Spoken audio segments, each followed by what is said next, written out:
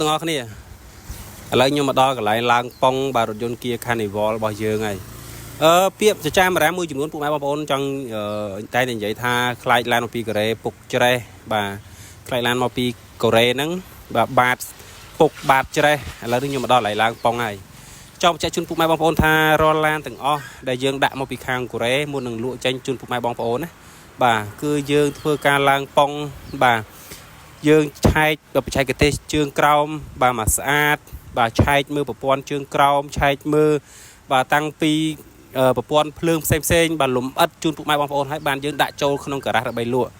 បាទនេះគឺជាអ្វីដែលខ្ញុំចង់ជម្រាបជូនពុកម៉ែបងប្អូនថារាល់ការទិញរថយន្តពីកន្លែងយើងខ្ញុំទៅបងប្អូនមិនបាច់បារម្ភខ្លាចឡានយើងបាទពុកច្រេះឬក៏ខ្លាចឡានយើងបាទមានបញ្ហាចេះមួយចេះពីរឬសារអីយើងបានទទួលការត្រួតពិនិត្យបាទយ៉ាងល្អិតល្អន់ពីជាងដែលជំនាញជាងមានតែមានបច្ចេកទេសបាទហើយជាងនោះសោតក៏បាទជាជាងដែលមកពីប្រទេសកូរ៉េផងដែរអរគុណបងប្អូនទាំងអស់គ្នាសម្រាប់បងប្អូនដែលចង់បានប្រភេទ Kia Carnival ឡានស្អាតៗបងប្អូនអាចធ្វើការតំណមកបានអរគុណបាយបាយ